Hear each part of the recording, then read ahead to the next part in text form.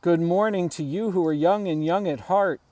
I'm excited to be with you outside next to these vines to remember a story that Jesus told in the Bible about a gardener whose garden was full of so many vines, probably grapevines.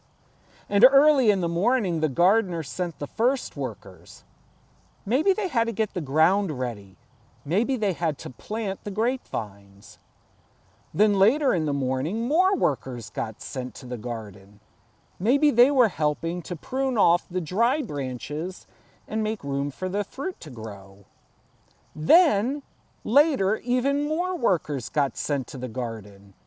Maybe they had to pull weeds. Maybe they needed to water the grapes so the fruit could grow. Well, almost at the very end of the day, the gardener sent even more workers. They maybe got to help pick the grapes that were ripe and squeeze out the grape juice and spread out the grapes to make raisins. I don't know. There was a lot of work to be done. And the gardener was very, very generous. So at the end of the day, the people who got there first thought they might get paid the most, but the gardener made sure that everyone got paid the same, so that the people who got there at the end could buy just enough food for their family, have warm blankets to tuck in their children, could get clothes to keep them safe and dry the next day. The gardener wanted everyone to have enough. So the people at the end got the surprise of just as much as the people who were there at the beginning.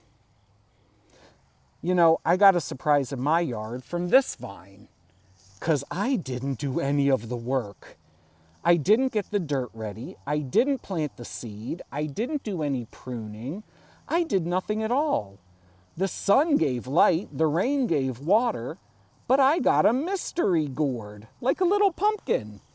If you can see it here behind the leaves, it's letting me know that it's fall time, and it's sharing something beautiful, something generous. The way that the gardener in Jesus' story shared something generous with everybody, no matter how much work they did. Even somebody like me who did no work at all is gifted with generous gifts. And the most generous gift is God's love. The love that God gives me through Bible stories, also through my family, also through my friends, also through our church family. When I look at something like this little gourd, when I think of the way the generous gardener took care of everybody, I'm reminded how God promises to take care of us, to give us all that we need, all that's right, and helps us be encouraged to be generous towards others. So I wonder what you might give thanks for in your life. Where do you see signs of love and gifts that God has given you, surprising gifts that grow without you even noticing it? When we think about God's love for us, well, we think about how awesome it is to be God's family. And when I think about God's love and wonderful gifts of love in my life, I think about you.